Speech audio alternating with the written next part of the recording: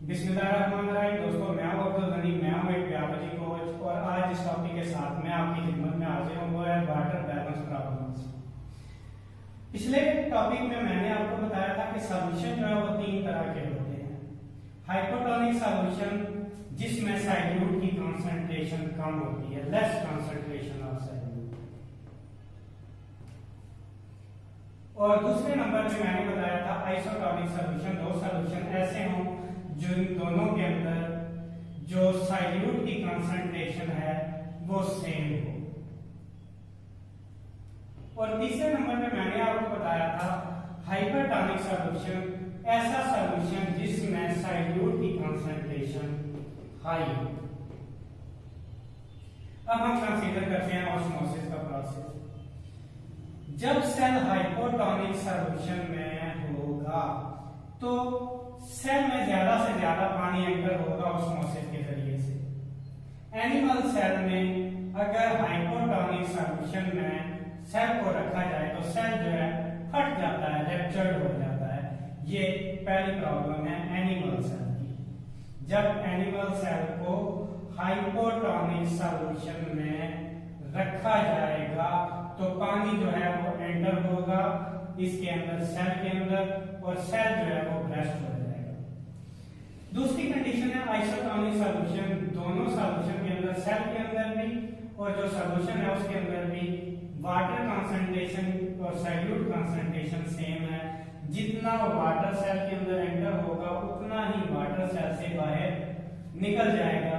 ऐसी सिचुएशन में एक एनिमल सेल नॉर्मल सेल होगा।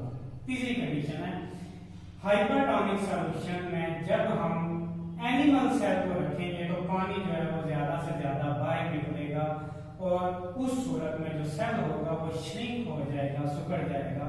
ये है एनिमल सेल के साथ कंडीशन। तीनों कंडीशन वन बाय वन मैंने आपके साथ डिस्कस की। पहले नंबर पे हाइपोटोनिक सॉल्यूशन में, in hypotonic solution more and more water enter into the cell, as a result the cell burst and it become ruptured. दूसरी condition, when we keep animal cell in isotonic solution, the amount of water entering into the cell is equal to the amount of water leaving the cell. As a result the cell is in normal condition. And in hypertonic solution, when an animal cell is in hypertonic solution, more water comes out of the cell and the cell become shrink. और ये तीन condition है animal cell के साथ। जब हम animal cell को hypotonic solution में रखेंगे, आइसोटोनिक सॉल्यूशन में रखेंगे और हाइपरटोनिक सॉल्यूशन में रखेंगे तो ये तीन कंडीशन बनेगी। दूसरे नंबर पे हम देखते हैं कि अगर प्लांट सेल को ये कंडीशन पेश हो, जब हम प्लांट सेल को हाइपोटोनिक सॉल्यूशन में रखेंगे तो ज्यादा से ज्यादा पानी जो है वो सेल के अंदर एंटर होगा और ऐसी कंडीशन जो है पौधे के लिए आइडियल होती है।